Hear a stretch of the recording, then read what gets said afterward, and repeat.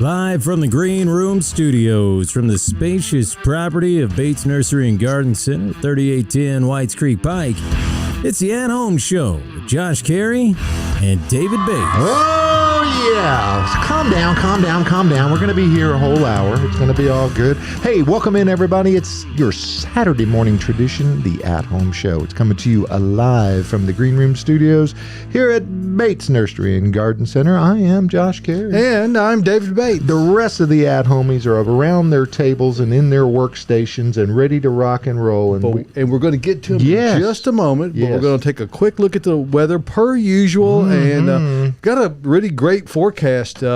There's the current conditions, 60 degrees. We're going to get up to 86 today in sunny conditions. So it's going to be pretty much like it was yesterday, which is not a bad thing for the week or so ahead. We got a lot of sunshine, maybe some Tuesday afternoon thunderstorms, and maybe Thursday and Friday, maybe Saturday. You know, those days away really don't mean anything. It could be twice that much or none at all, just as easily. But if you look over here at the map, you see that they're out to our north and west. There are a line of showers, but to our due west, there's really nothing in there. So it doesn't look like there's really going to be. What are all those little drop pins that you got all over everything? Those are all weather stations. The same Wonderground network that we're on, and that tells you the various temperatures around. So you can see all over the area is in the upper 60s throughout, a few mid-60s and maybe even some 50s as we go down into the southeast Tennessee. But it's, again, wonderful conditions today. It's a great day to get out and garden. No excuses day. It's no excuses. And one thing I will say, and we want to say a big thank you to everyone who's gracious enough to come out and shop with us and give us the opportunity to try to help you with your garden. And we want to doubly thank you for your patience this time of year. It's a very challenging time for us as it is for you as a shopper, because it seems like everybody wants to come out at once, and we're happy for you to be here in mass. Spread it out, folks. Well, we do. We're all open during the week also, so we'd love to have you come out whenever it works for you. But if you're out here on Saturdays or Sundays, it's not unreasonable, particularly if you're trying to check out between maybe 11 and 2 o'clock. There's probably going to be a line. Well, I'm already in line because I'm buying stuff today. All right. Well, I am. You're starting at 9 o'clock, and that's the next best thing to do is to get it here early. We do have parking attendants that will help you get situated, and you better pay attention to them too. Well, you know, and Josh, you better get ready to be managed, because I'm going to manage you in the line. Oh, yeah. Hey. To the left, sir. To the left. All right. That's right. I can work with it. Hey, we got a whole cast of other team members here. And who is that voice? That is Tyler Blankenship. It's not more than a voice. And I'm not disembodied. I'm right here. Do it. It's more than just a voice. And then he can't officially come on until the Tyler cam actually shows up, though. Oh, what are you talking about? Oh, there we go. Okay. There he is. So we're glad to have Tyler on board as always today, as we are happy to have Caroline Gant and Austin Lowen. Good morning. Welcome, guys. Glad to have you. Queen wave? Morning. No, I'm back. That was a But twiddle. again. She twiddled her finger. There we go. Okay. That's whatever. It's all good. Welcome in, guys. And as we were talking for our 3 minutes of show prep before we went on the air, Cary shared with Josh and I that there's a whole lot of questions out there today. Do we want to hit one real quick before we go to the Instagram feed? Because this one actually came in, I believe, on Thursday for the Croix Botanical Boot Camp. Guys, for those who don't know what that is, Tyler, would you give a brief explanation of that? Sure. It's a monthly Q&A live webinar that we do on Thursday mornings at 9 a.m., usually at the end of every month. Okay. And it's Austin and Caroline and myself. And we kind of, it's like a morning chat. It's a round table. Yeah, a round table. Except the table's not really round, is it? No, it's actually kind of divided, we too. can get a round My table. face is digitally smashed next to Caroline's. But It's perfect. The BNBBC, the Bates Nursery Botanical Boot Camp, and the one, there was a customer, Nancy Coop, who David says is a personal friend as Yes. well. Yes. And I'm sorry, I missed your professional. question, Nancy. I He's wasn't looking at working the multiple page. feeds because, excuse me, this it started out on the Bates page, but now it's being shared to the At Home Show page. So it's hard to watch multiple pages when you're trying to We do do work a at show. it, though. We Yes. give it our best shot. But she wants to know, she says, a client is growing hydrangeas and hostas in her front foundation bed. The soil test reveals excessively high NP and K, which means what? Nitrogen, phosphate, and potash. Potash. And how do we reduce these levels? The pH is okay, but it is slightly acidic. Yeah, and Austin, that's kind of a problematic. And one of the first thing come to mind for me is to actually just leach it. Over irrigate, try to get those excessive soil salts, which is the issue that arises when you have excessive fertility. But if you have slow percolation, that can be a problem. Or bad drainage, yeah.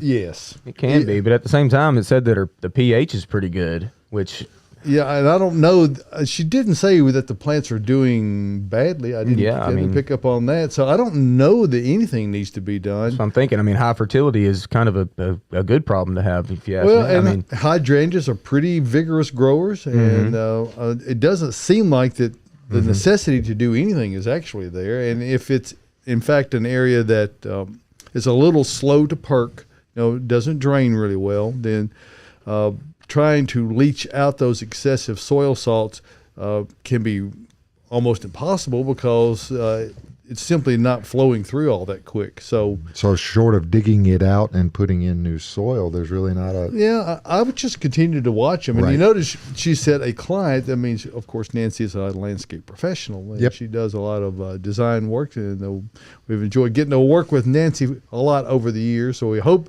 that gives you some kind of help and maybe gives a little comfort to your client. I'm hoping that maybe there really is not a problem. It's just trying to anticipate what could happen. So with that in mind, and we're going to go ahead and pitch things over to Caroline, who is the Zen master of all questions. That's right. She has the oracle of the green room, as it were. Oh, I like that. Wow, okay. That's a I'm pretty here for lofty it. title. It is. Okay. All right, then. Okay. Here we go. Oracle, go Y'all ahead. ready? So our first question is going to come from Miriam. She asks... Okay, stop right there. Okay, we know who Miriam is. Miriam is this Miriam, which is Miriam of the Hillsborough West End Garden Tour Neighborhood Association. They're having their garden tour a week from this Sunday. It's 1 week from this Sunday, and you'll see it. There's one. Tyler's got one there as well. We got them everywhere. And we're going to have Miriam. We're going to try to get her in studio next week. So we're going to be talking about that. So she can sit in my chair. Well, yeah, because you're going to be gone. Yeah. We She, just in found fact, that- will be. Yeah. If she does a physical and sit in that chair, we'll get her a different chair. I mean, Miriam, I'm sorry. Might be a reason for my that. daughter is graduating from veterinary school in Knoxville. So. Well, there you are. Yes. So, congratulations to Eliza. That is that's no small thing. Yeah, it's great. No small thing. It's fantastic. I bet you're thrilled. So anyway, so back to Miriam's question. All right, And here thank we you, go. Miriam, for the question. What's the best way to stop woolly aphid suit from being a problem again this year? Ooh, cut Same down. way as every year. Live with it. Jump on it, Austin. Tell her what it's all about. well, first things first. If you want to, let's get rid of those hackberry trees if you can. I mean, that's going to be the best way to get rid of those woolly aphids because they're going to come back every year without a problem. Yeah. Now a lot of people, and I know Miriam is one of those who live in these historic neighborhoods who have these large hackberries, They're and everywhere. they're not going to go in there and cut those down. So there's a couple of ways to control the aphids themselves, and of course the further problem with the aphids is the honeydew that they produce, which develops a sooty mold in that honeydew that they excrete, and that's what Where's it gets come all from? over, comes out of their body. It's on the exit port. Oh, So, do you need more information than that, Josh? I'm just not clear, David. Okay, well, we're going to let those who understand what that means. It gets ejected from their body as a byproduct of their diet.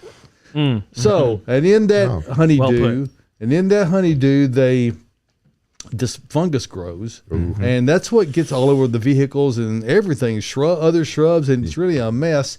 So it's one of those situations where if you don't want to cut it down, the way to control this fungus is by using an insecticide, because she's already pegged the problem, which is the woolly aphids. And the insecticide you're going to have to use is going to be something, because these are such large trees, you can't spray the foliage very easily or at all. So you have to use what we call a soil drench, and that's going to be, something you mix up and put down around the root zone, and it's a systemic, so it's taken up into the plant in the actual tissue, and then the insects feed on that and then die. So one big chemical that we use for that, which we actually don't sell anymore, is called imidacloprid. It's the stoutest one on the market. It's a nasty chemical. It works very well for insects, don't get me wrong, but it kills every bee in sight. Yep. So we need to be careful with that. There's another one called acephate, which is the active ingredient. That's an old school one. That's an old school one, yeah, and it works. It's still a systemic. We sell that one here. It smells horrible, so don't bring it in your house or anything. And make sure you're reading the product label really well on that as well. Don't overdo it. But that should work for you as well. But it's not an easy thing to do, Miriam. I'm sorry. It's just, we got hackberry all over the place, especially out in East Nashville and anywhere in Nashville. Now, the most user-friendly to both the applicator and to those who might be passing underneath is to use a dormant oil. And, of course, the problem with the dormant oil right now is that they're no longer dormant. So spraying a dormant oil at this late stage is not a viable choice. I expect you could probably get by with one of the lightweight oils, the horticultural oils that are lighter in nature and not wouldn't kill the foliage necessarily, but you're going to get the best results if you can use the heavier dormant oil while they are actually dormant. But this is an HOA neighborhood type of a project, because if you're trying to do your one hackberry and there, well, you can get a lot of effective control on your one. And everybody else still have the problem. So that's the good sign. You can actually treat yours and not deal with the others. But it is one of those problems that, as you said, really will ultimately be dealt with when the trees are no longer there. And hackberries are many historic neighborhoods. Matter of fact, pretty much all historic neighborhoods that tornadoes have not visited have large hackberry trees in them, and they just come up voluntarily because they have become naturalized in our climate, and the birds eat the berries, and those hackberries have what kind of berries, Josh? hackberry. Hackberries, yes.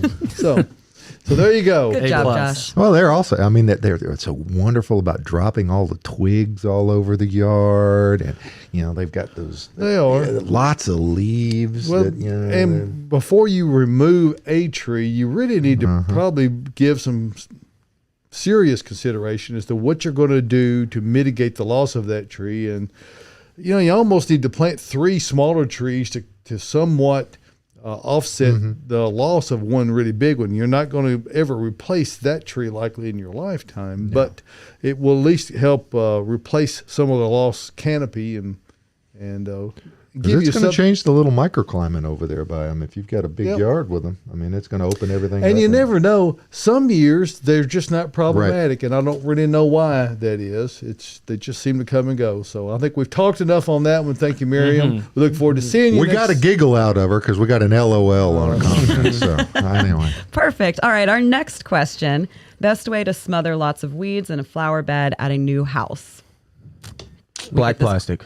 Oh, there you go. I mean, black plastic is extremely effective at smothering out weeds. That's the most natural way to do it. I mean, besides just hand pulling, putting out a big layer of black plastic, pinning it down to the earth and let that sunshine just cook it, is going to get rid of most of all those weeds out there. Yeah, and what it'll do is it'll also very naturally, without chemicals, sterilize the soil. And it not only kills those weeds down, it kills the seeds that are in the ground. It'll get the soil temperatures probably up to north of 160 degrees. But you have to do it this time of year when you're getting enough hours of day length, and you probably need to leave it on there for at least a couple of weeks. So there is part of the problem with folks, and it's going to completely kill everything. You're not going to selectively be able to just kill the weeds. But you wouldn't want to be tempted to leave it there either and put the mulch on top of it and cut and plant. Well, another problem arises when you do that is that plastic is impermeable. Yep. And your weed barrier fabrics that are used are semi-permeable. That is, they will allow moisture to pass down through them, and it'll also allow the vapor as the ground warms to pass up through them. So it lets the soil dry out. It doesn't trap moisture and doesn't prevent it from getting in there either. So very good. You need to understand what you're dealing with there before you do that. But you're exactly right, Austin. It's the best way to do it. Mm-hmm. We actually did a trial. Mr. Ben Trest and I kind of collaborated, and we did clear plastic, white plastic, and black plastic. And black plastic by far was the most effective treatment method. It gets hot. It cooks it. And the clear plastic or the white plastic both still generate a fair amount of photosynthesis. Yes. And they just don't get as hot as the black plastic. Probably 30 degrees difference in temperature. So black plastic is the way to go. I think actually, if you wanted a first, second, third, first was black plastic, second was the clear, third was the white. The white, doesn't the grass get hotter. actually grew underneath it. And It doesn't get very hot. Up. Several years ago, we were involved in helping some folks replace a large feature window in their front yard. Yeah, well, in the feature window in the front of the gable house. of the house. We were asked to bring the window unit, which was about 8.5 feet wide by almost 12 feet tall. In a configuration. Bring it to the job site. Time it to where we would be able to maybe even assist lifting this monstrosity up into the. How much does that weigh? Just a guess. Oh, we were close to 1,000 pounds. No, this particular assembly was probably about 1,000 pounds or better. But, so how many hands you got? We had 4 people on the ground, 3 on the scaffold. Okay. So, in preparation for this, instead of standing there with the wind blowing, we decided that it would be a good idea to lay the unit down on top of this gentleman's zoysia soil. Ooh. Zoysia soil? Sod. Zoysia sod. Briefly. Because this is a bad memory. It's just going to be a minute. What could possibly hurt? About 45 minutes or an hour later, it was time. And there was a beautiful pattern of dead zoysia in this gentleman's front yard. That was that quick. Mm-hmm. No, you didn't actually kill the zoysia. You burnt the foliage on it. Yes. It burned it bad. Oh, yeah. It burns it very badly. 45 minutes is... And then the butt chewing that came was a burn too, David. Yeah, I'm confident of that. And then we got another one when we got back because the homeowner rightfully called and talked to Big C. I'm sure. Oof. Goes without saying, we make mistakes along the way. Life is a learning process. You learned on that one. And that's one more question answered right there. So, Caroline, Quickly. Yep. Here we back go. to you. Let's get to number 3. Is it okay to plant sunflower seeds now? I'm planning a succession planting schedule for this year. Good idea. And yes, it's a great time to drop out sunflowers. They're about the easiest seed you can grow. I just dropped mine the other day. Yeah. It doesn't take long either. They pop up quick. They do like it hot, so we're starting to get into some warmer night temps and warmer day temps.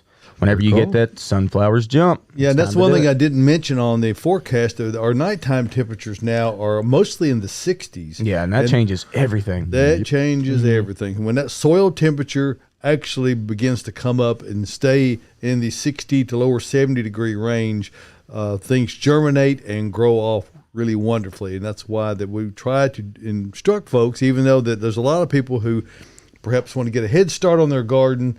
Unless you're prepared to deal with that with a cold frame or whatever, you don't really gain anything by starting early. Until the soil temperature can actually warm up, the plants can just sit there and possibly even be stunted permanently. So this is the time of year. It's May beginning tomorrow.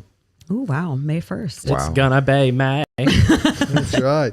Yes, Tyler. All There right. may be another question. There is just a handful more. Okay. I'm enjoying this one. Why on God's green earth would someone fill a garden bed with lava rock? Help.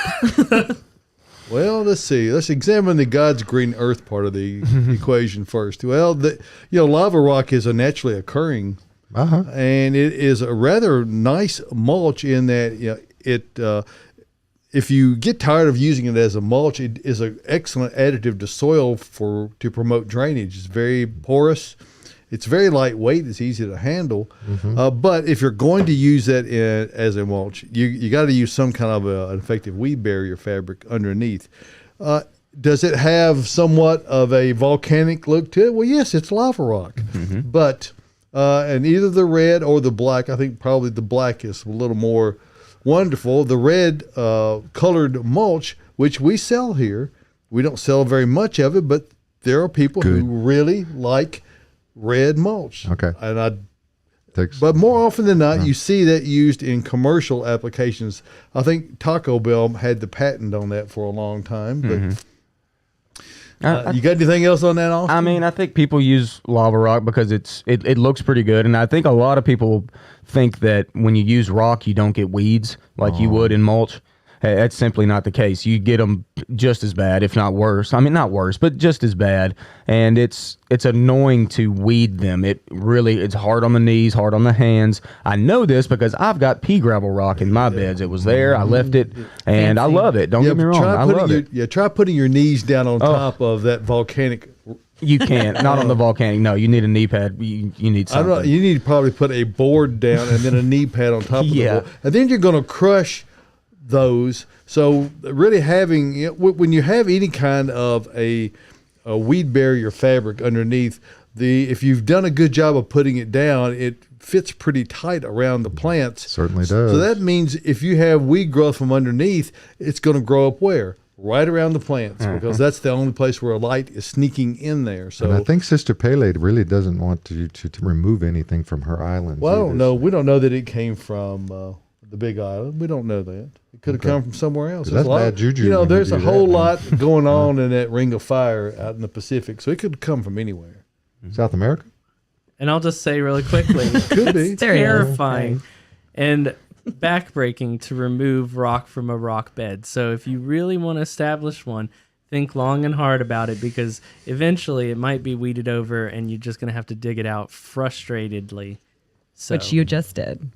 Yes. The one good thing about rock, I will say, is that you put it down once and you're done. Okay, mulch you got to reapply because it fades. You're done putting it down. You're done putting it down. Yeah, but exactly. You're not done. No, and weeds still grow through rock just as good as they do mulch. So get ready.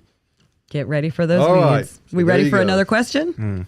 All right. What are those mesh cloth plugs wrapped around plant roots? Remove them. So I deal with this a lot with our house plants. They are just plugs. So in the nursery, when they prop things or raise them from seed. And when you say prop, what do you mean? Propagate. So when they propagate those plants, so it's a cutting that's going to give you a new plant. And when you say propagate, what do you mean? I mean, so I'm they're serious. creating a new plant. So you can take a cutting, which we talked about a little bit last week, I believe with cacti. You can take a cutting of a plant, you get some nodes, or with cactus, they'll just root from their calloused over cutting area.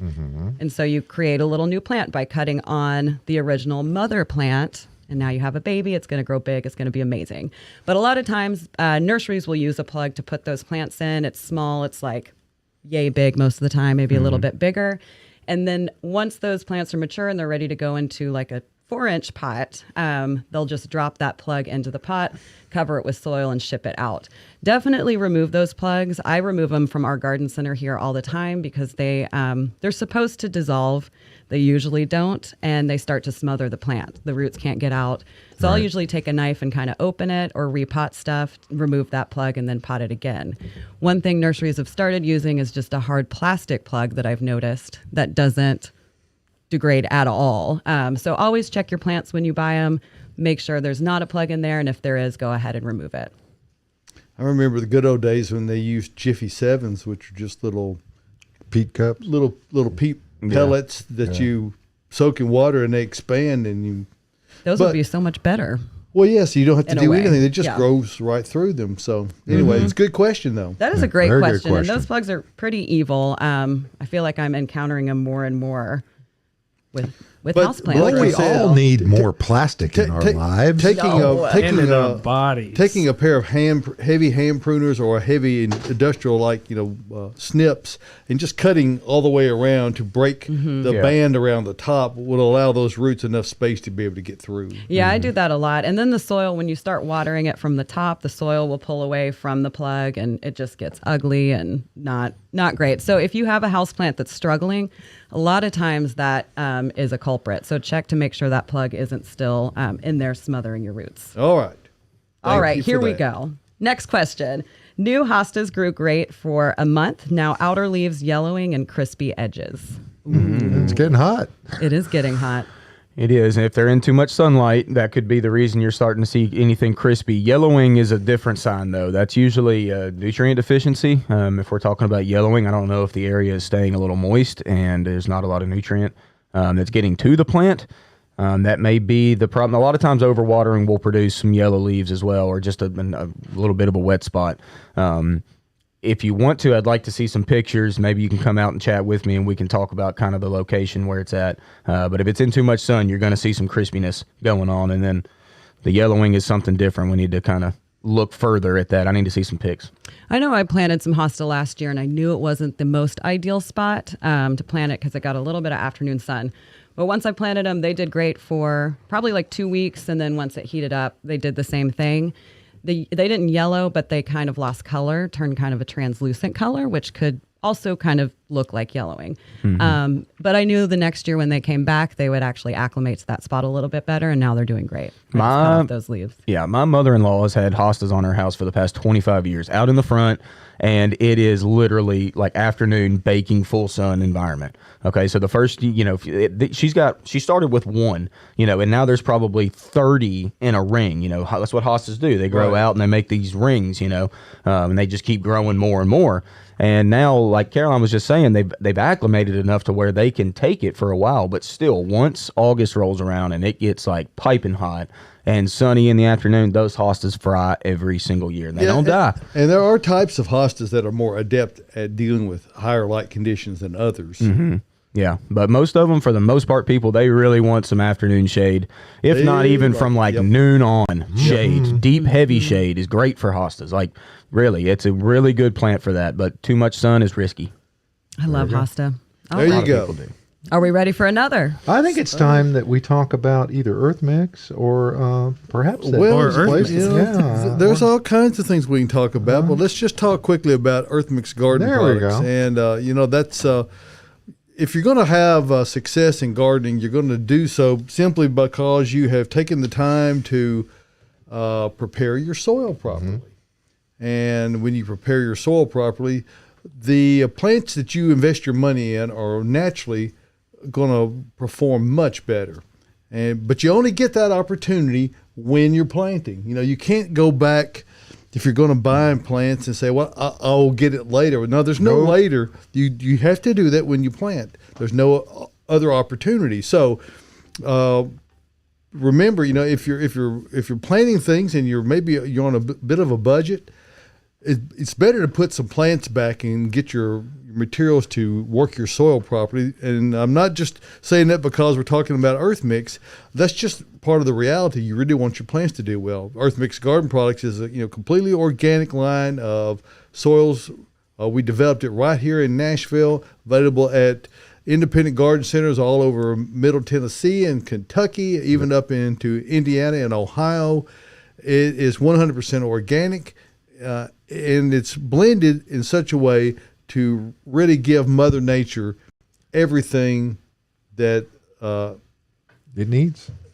It gives plants everything Mother Nature would give at just the right level. Yes. It's not, you don't have to worry about it being over fertile. We had a question about that already because it's all organic. There's no chemical fertilizers in there. So if you want to do the very best for your plants, come out and get some Earth Mix products at any one of the great locations. If you want to find out where those are, click on the Find Earth Mix tab on earthmix.net, and once you click there, you'll see a page will come up with all these pins, and it'll be locations all over Middle Tennessee, Kentucky, and the whole area around. So check all of those out. You can zoom in and find the location nearest you, say South Branch or Martin's Home and Garden out in Murfreesboro, both great sellers of Earth Mix products.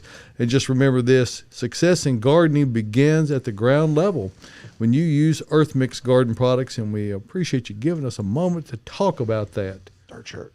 Yeah. Oh, yeah. You got your dirt shirt on right there. Mm-hmm. Yeah. Look at me. Josh likes to play in the dirt. Well, Josh, I always want you to look at him anyway. I think that's just his way of ensuring So anyway, thank you for giving us a moment to This is a discuss limited that. edition dirt So I was about to shirt, say, too. how'd you get that camo dirt shirt? I have one of those. I don't know where you've been. I know some people. Okay, well, this is an original Aaron Kimberly Cary creation. Yes, it is, and I'm a proud owner of one of those myself. I And think it's there probably are 6 on the planet. okay. There you go. Very nice.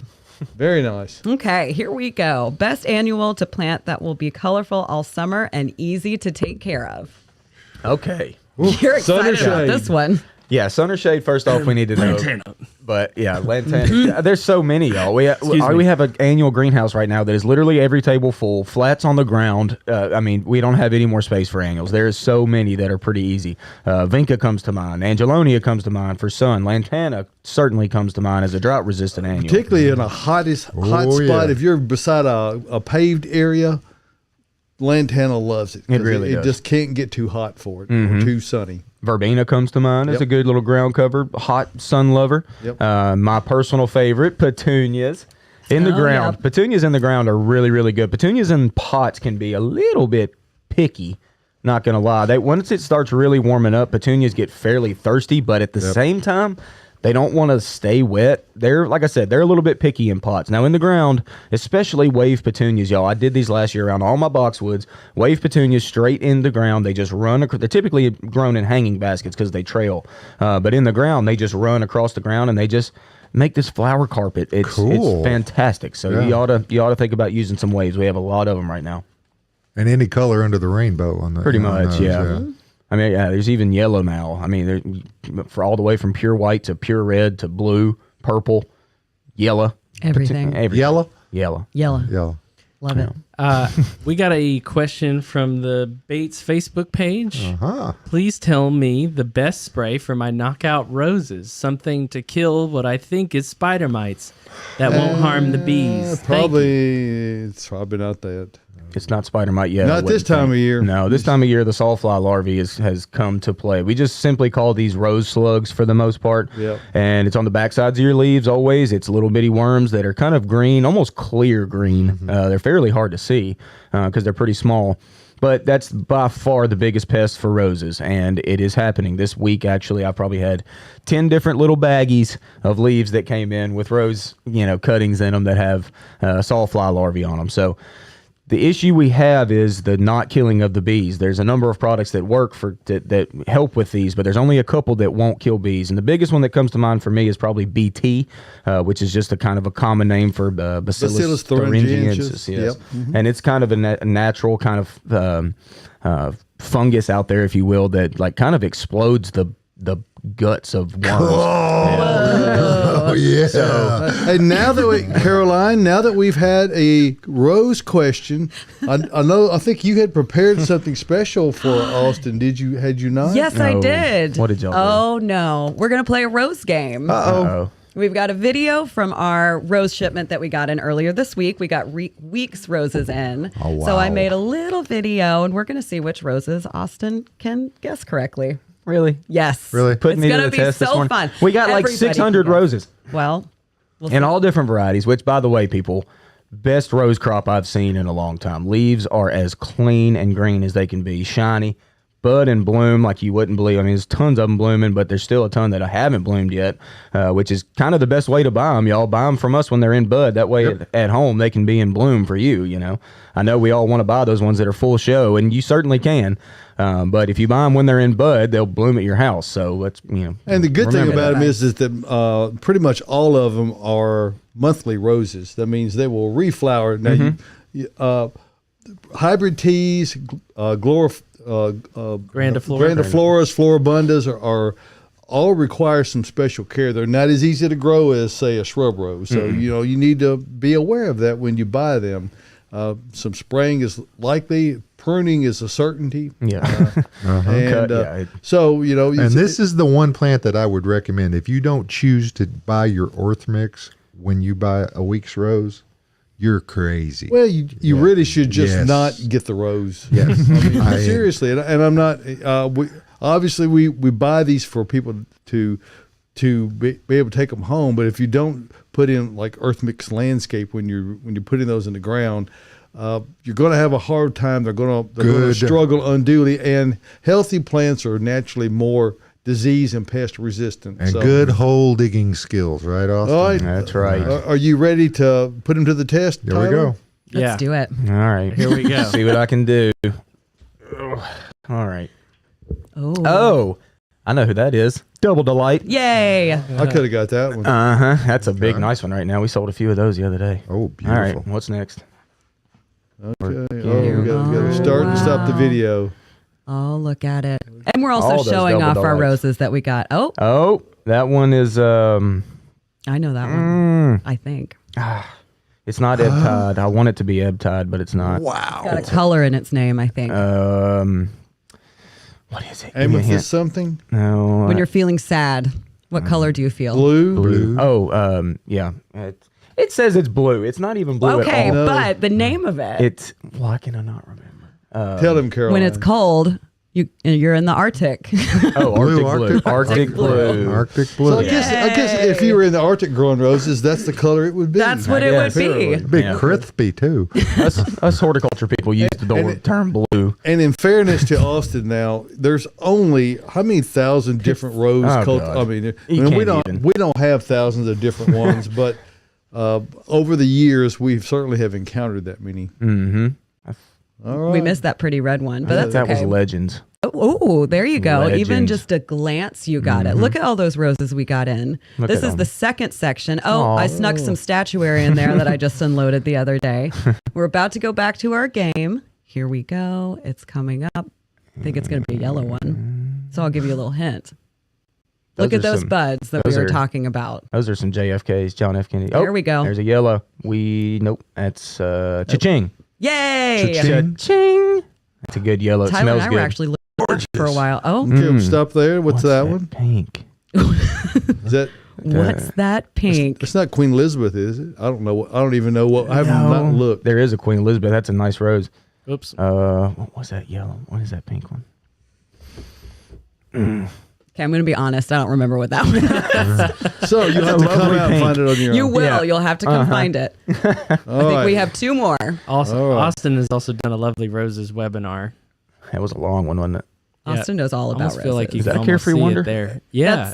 Carefree No, that's Wonder? not Carefree Wonder. It's not. Okay. I know what that one looks like, and that's not it. Oh, Oh, that one's Life of the Party. Life of the Party. So if anyone wants to get me a birthday present, I would like that for my birthday. Life of the right Party. there. All right. Life That thing of is the loaded Party. with buds. That's a two-tone, smells good, high petal count.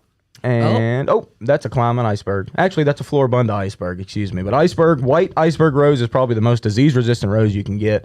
It's not even grafted, y'all. It's sitting on its own roots. It doesn't even need to be grafted. It's that disease-resistant. I've got one in the yard that is by far, out of the 5 roses I have, by far the hardiest. So if you want a pure white, smell good, pretty big growing rose, that's a good one. Is that why they say own root on the Yes. tag? Yeah, if it ever says own root, you know that. There you are, Oh, hey, looking I'm at your looking roses. Probably going down to smell it. Probably. Yep. Very Great good. job. So you Yay. can come here to Bates Nursery and Garden Center and play our game. There you go. All We right. just won't be around to I know we reward have you more anything. questions. Okay. We do. Let's see. Oh, we lost a radio over Tell you here. what, Okay. why don't we just for a moment, before we go to the next question, just talk about where we are. Momentarily, Bates Nursery and Garden Center. Of course, you probably knew that already. Yep. And we sell plants. And we also sell everything you need to go with plants.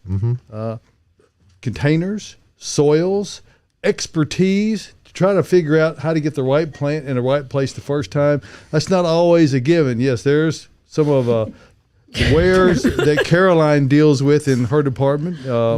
One of her many things she has her tentacles into. She's into the containers and the tropicals, which of course tropical plants we have an extensive selection. So many. Annuals, it's already been mentioned. We have a 130,000 square foot greenhouse facility, wall to wall and all under the benches. And we have an extensive perennial, both sun and shade area.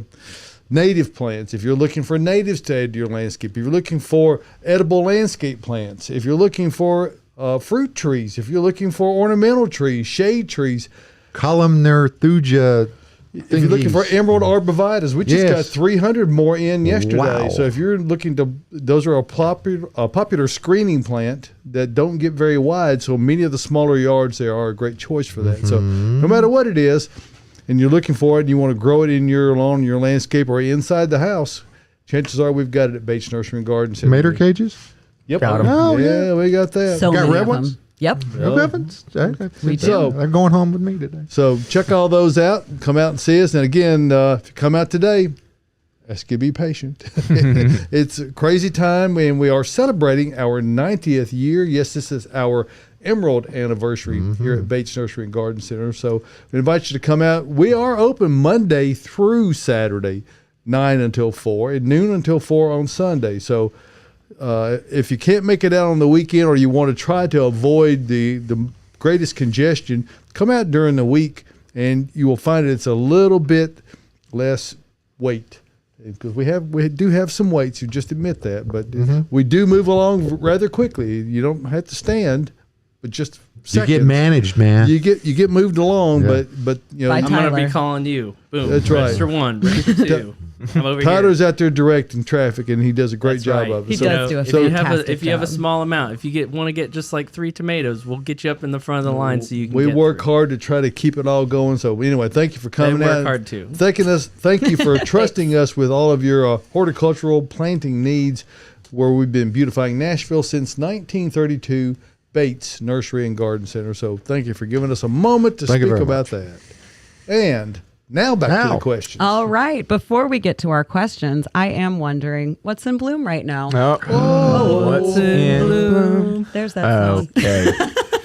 So there's still a number of things blooming from last week. We already talked about the Kwanzans. They're still going. They're almost finishing up. Dogwood's still about to finish up, and redbuds are pretty well done by now. But what I did notice on my way home yesterday was a large tree that blooms, and that is the black locusts. They are in full bloom right now. I love black locust trees. They got a compound leaf, which is always cool to me, and long white pendulous pea-like blooms.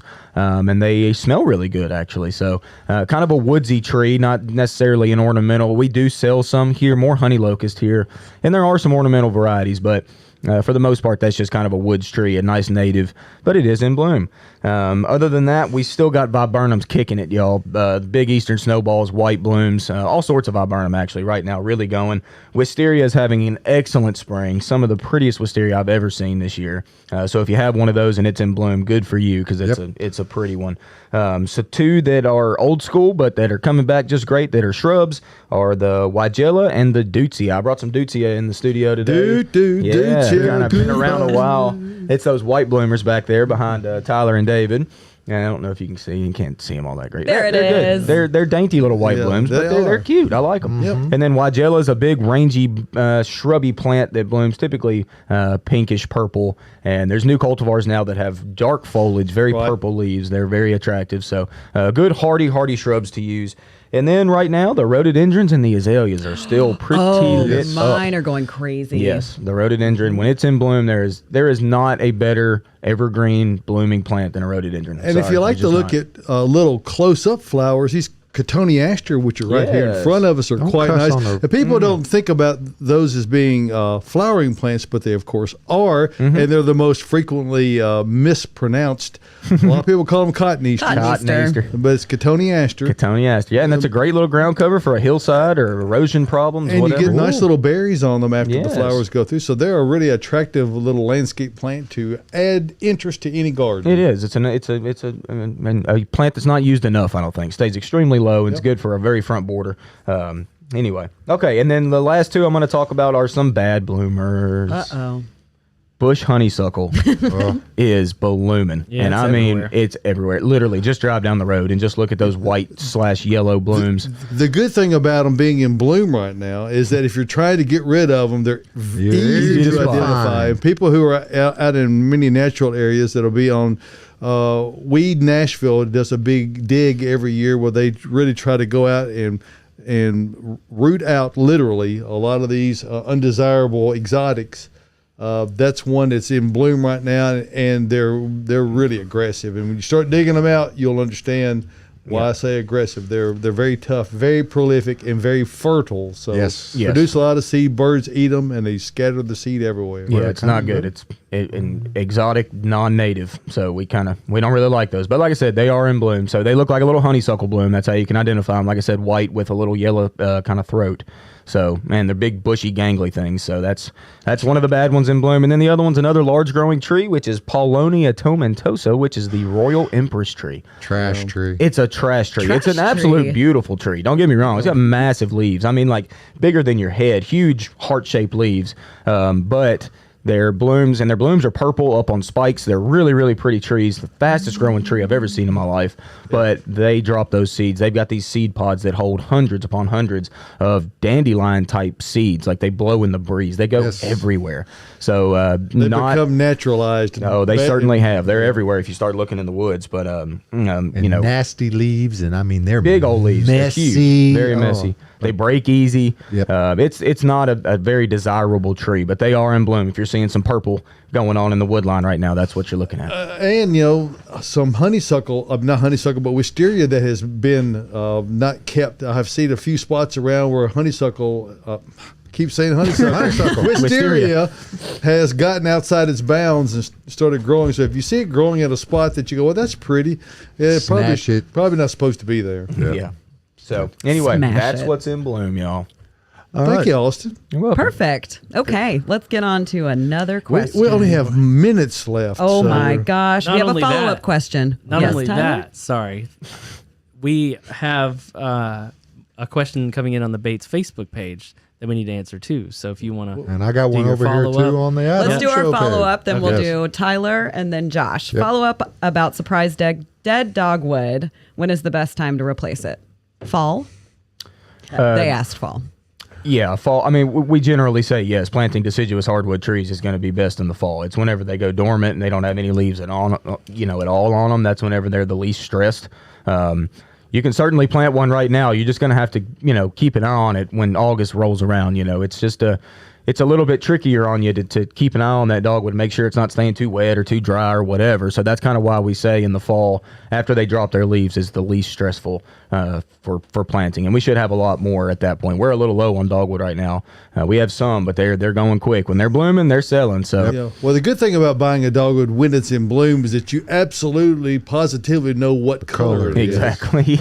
Sometimes things get mislabeled or because there's a lot of steps involved in producing a specific name variety and cultivar dogwoods, and sometimes they get mixed up. So. Oh yeah. Well, when the nursery is out there growing thousands upon thousands of dogwoods, then you're going to see some tags get mixed up. Nobody's going to mix one over there with a red one. Well, one bud, a bud, a slip that is going in on a graft, you can't tell for years that it's maybe not the color you thought it was. So anyway, That's right. Good. And Tyler? Tyler. Okay. On the Bates page, Melinda's saying, I have multiple varieties of Distillium and Podocardus and Coppertop viburnum, I think. All were hit hard during the windy, cold weather this late winter when they had some new growth. So I've heard that they're somewhat marginal for our area. Should I look at moving them closer to the house or place other larger shrubs next to them or close to them to block the wind in an attempt to prepare for future growth? Yeah, Podocarpus is not hardy here. You really should not be using it. I mean, it's an annual. Of all those named, it's decidedly the least. Now, it is a conifer, but it is a more southerly conifer. If you live in Birmingham, they'll probably do okay there. But here, they'll make it occasionally. I would replace it with something else and not use Podocarpus. The other ones were the Distillium. Those can get burned from time to time. That's the only knock on those is that they're not as hardy as laurels, but they're decidedly less prone to disease and other foliage problems. So they have many more qualities than liabilities. So just trim it back. It should be fine. Yeah, there was a third plant. Coppertop viburnum. Viburnum took a hit. Well, Mine. I mean, Coppertop, it was spelled Vibrium. Well, Vibrium. That's that But bone it in your sounds like leg, burning. right? It's probably about burning. Yeah, well, like David said, y'all, if you suffer some damage up top on the foliage, that's going to happen. It certainly happens with Distilleum a good amount, and we were cold this year. We really were. So yeah, if you're seeing damage, you can move it closer to the house if you want. You're probably going to see more stress if you do that rather than just leaving it alone. But They're when I vigorous growers, though. They really are. If They're you just gonna cut it push back, they'll flush right out. yes, they really will. So should be fine. Alrighty. All right. And then on the at-home show page, Risha wants to know, now that forsythia has bloomed, is it time to prune them? And is there any special instructions for pruning them? Not at all. Do it. Pretty much. Just Cut them do back it. as hard as you Do want not to. Pretty wait. much. Yeah, Yeah. And really, I mean, if you want to cut them back to the ground, right now is the time to do it because they flower on the current year's or the previous year's wood, I should say. So what happens is that everything that grows out as a result of the trimming that happens now is where are all going to have bloom buds on there, and we've just had air conditioner come on. That's why that noise is. All this hot air. So there's a lot of it in here. We just got another question on the Bates Facebook page really quickly while we're talking about cutting things back.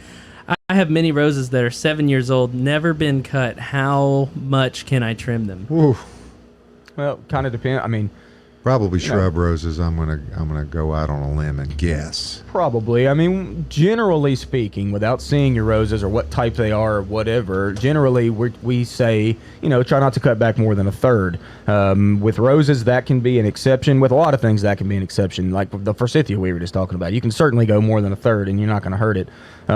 With roses, like I said, we need to be a little bit more specific on how we prune the canes. Generally speaking, we just want a nice open center. So get those canes as spread out and as vase-shaped as possible, and shorten to the desired length pretty much. And if they're 7-year-old roses and they're coming back and looking good, then it doesn't matter too much on how you cut them. They're gonna respond. And if they're shrub roses, you can cut them to the ground too. Pretty much, yeah. Mm-hmm. I did cut mine to the ground this year, and it looks amazing right now. Sometimes that's the best way to do it. Just get new foliage altogether. I just cut it all Brand the new way canes. back. Now Yep. it looks like a very fancy bush. So, all right, are we ready for another question? Quickly. Let's go. Here we go. Which tree is easier, a crab apple or a Kwanzan cherry? Which grows faster? Those are two very similar trees actually in what they do. I guess crabapple probably grows a little quicker than Kwanzan, I would say. Crabapple tends to really shoot vertical quickly, but eventually they typically take a very, very similar form. They're very single stem to a rounded canopy tree. And neither one are particularly long life trees. No, not necessarily. You're going to get 15, maybe 20 years out of them. That's not unusual. And they're quick to make an actual tree. They really are. Even if you buy a 5 or 7 gallon, the smallest trees we sell here, seeing something after that third season, you really see something that's gotten big on you. So either one of those are going to be great. It kind of just depends. Crab apples now have some good foliage color. There's some with some dark purple leaves, so if you like that look. But like I said, both very similar trees in how they grow and what they do, and both gorgeous if you ask me. Hey, I want to throw one thing out there before we get back to questions. Boom, there it is. I was walking the tree lot yesterday, taking some pictures of some for some specific trees for someone, and I came up on our Green Gable black gum trees. Ooh. And those are, they are spectacular. They really are. And if you've got a spot for that tree, just talk a minute, Austin, about the attributes of why someone would want to consider that. And these trees, they look like they have been stamped out of a cookie cutter. They're so perfect. They're really perfect. Yeah, the form is perfect on a black gum for the most part. The leaves are extra glossy. Shiny, shiny leaves. Really pretty, especially when they first emerge. And that Green Gable David's talking about is one that it stays mostly green. A lot of black gums will have reddish new growth and even bright, brilliant red new growth. Whereas this one's much more just green and leafy and shiny. Really pretty. Really good for a rain garden too. They can handle a wet spot very well. So similar to the other ones, bald cypress, dawn redwood, the ones that can handle that wet spot. So if you have a rain garden you're trying to get a tree into, that one will certainly work for that. Bees really like the black gums whenever they're in bloom. Isn't there? There's Tupelo honey, right? That comes from black gum trees. And of course, Tupelo is the common name that black gums are. Yeah, the swamp Tupelo. Often, right. Yeah, people call that. So yeah, pretty tree, perfectly rounded shape. Unlike a lot of those other wet foot type trees. It doesn't grow so ridiculously fast, so you're able to maintain it and not have it overgrow the area so much. Exactly. And then the show lights up in the fall. That's the biggest reason we grow black gum is their red foliage in the fall is really, really stunning. When you have a glossy leaf like that and you throw red on it, it's a stunning display. So. And it's persistent. It hangs on for a good while. It really does. Some things that turn a good color don't hang the leaves on very long. So, we need to keep moving along here. We're running Right. out of fire. Here we go. What is your favorite shade-tolerant evergreen shrub? Shade tolerant evergreen. Now we're talking coniferous evergreen or broadleaf evergreen. We should probably go broadleaf because most conifers don't really like the shade. People, and sorry, but there's hemlock can do it. Plum yews can do. I love plum yews. Ceratostigma. Yeah, plum yews are a really good plant. A great space filling plant for up underneath trees or mixed in with your. And that's the one that would be most similar to podocarpus. So if it looks if almost you've got identical. a podocarpus and you're looking for that kind of a fat needle look, that would be the most similar to a podocarpus is the ceratostigma or plum yew. Yep, that's right. And then also Akuba comes to mind. That's a great leafy. One of my old-time favorites, I mean, the Akuba japonica, just the gold dust Akuba is extremely wonderful plant, and it is if you've got heavy shade, it can take it a little on the wet side, it can take it a little on the dry side. It really does great, and it adds color to an area that might not have it otherwise. Yes, most definitely. Good plant. It gets very large, variegated foliage that really brightens up a shade spot. Akuba's a tried and true one for sure. There's also Pieris you could try, a little bit finickier of a plant, or it tends to be. Yep. And then also, obviously, the biggest, best one you could imagine is rhododendron. Rhododendron can take shade, and it blooms this time of year with typically no problem. Once a rhododendron latches in, it kind of settles into its home. It's probably the best shade-loving evergreen that also blooms. And it takes forever. I planted some 4 years ago, and they bloomed for the first time this year. If it is in heavy shade, it will grow well. You won't get as many flowers. That's right. Yeah, but it'll grow well. Stunning when they get up and running. They are. Oh, all right, let's keep it rolling here. Here we go. We're Can running I up put against my it. fiddle leaf outside this summer? Yes, you can put your fiddle leaf out this summer, but you want to acclimate it to sunlight. So if it's in a spot that's going to get a lot of direct sunlight, I always suggest putting it on a covered porch or under a tree canopy and then slowly moving it into direct sun. Now, I do put my fiddle leaf out. It gets probably 4+ hours of harsh afternoon sun, and it loves it and it grows, but I acclimate it to that spot. One thing you want to watch in the winter when you bring it in, I always pre-treat my plants that I put outside. So I'll give them a nice wipe down with neem oil and then bring them in because you might be bringing in a pest from outside. And they also need to be acclimatized going back in. So if you've had it in full sun, you're not going to have that much light inside. So it needs to adjust back to lower light. Back to it because it will be sad and it will drop its leaves if you we just don't stick like it back sad inside. fiddly figs. We don't like that. No, we don't. And so many of them are sad. All right, moving on. Favorite Japanese maple.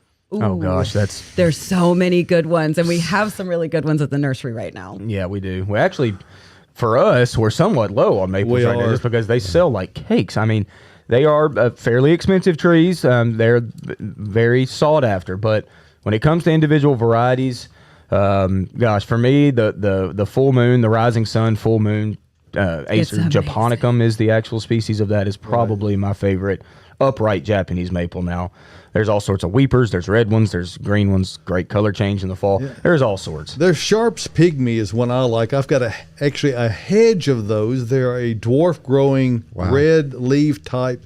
I've got them under a window that's about 6 feet at the bottom of it.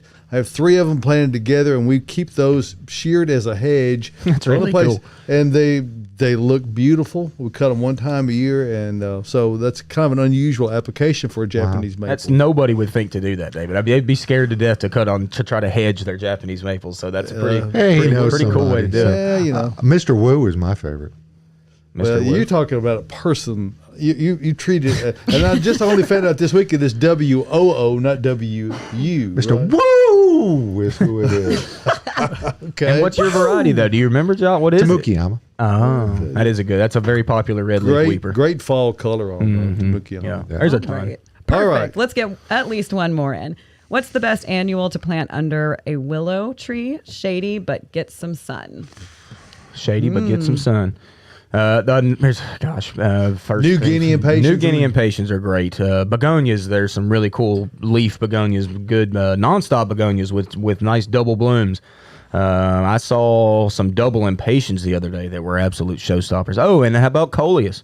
Coleus would do great up underneath there. So now, one thing you're going to have to hosta. One thing you have to do under a willow has the unfair competitive advantage to moisture.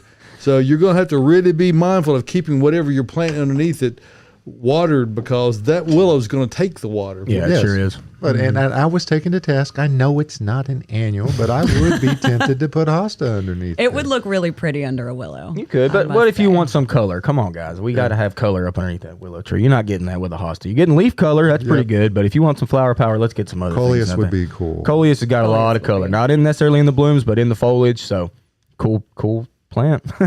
So real cool plant. All right, can we sneak one more in? I think we can. We have time. Evergreen hardy vines outside of jessamine. Evergreen clematis. Now, when you say hardy, they suffer a little bit of damage. Yeah, Ormonde is beautiful foliage, but they'll get burned a lot of winter, so they're marginally hardy. Yeah, crossvine comes to mind as one that actually Petunias are a great one. They're a native. Also, they're so you see those out in the woodland areas growing, but crossvine is another really good one. And the hummers like them, and they they don't blooms. They don't overgrow either. They're very I would call them a methodical grower, not a rampant grower. Yes, I agree. Yeah, crossvine's a good one. It goes like purple foliage over the winter and kind of sticks around, so it's kind of a multi-season plant. Yep. Yeah, Ben Trest had an amazing one at his old house. It was huge. Yeah. All right. I think that closes the show down. That wraps us up. Thanks for everybody. There's that music. Wow, we've been on fire today. Tell you what, folks, next Saturday morning we're going to do another at-home show. Yeah, but you won't be here. No, my daughter's graduating from vet school. We're going to have Miriam Mims on next week. We're excited to talk about the garden tour of the West End Neighborhood Association, Hillsborough West End Neighborhood Association, going on next Sunday afternoon, a week from tomorrow. Yeah. So make sure to check that out. And thanks for tuning in today. Hey, for everybody here, all the at-homies on the At-Home Show, we're here for you every Saturday. Yeah. So join us. You can go out to YouTube, like, subscribe. If you're on Facebook, ring the bells. Push all the whistles. Do everything. Walk out the door and go. And get it all going. That. Subscribe if you can. Share the word so you can spread the At-Home Show to your friends and neighbors. We'll see you next Saturday morning right here from the Green Room Studios at Bates Nursery and Garden Center.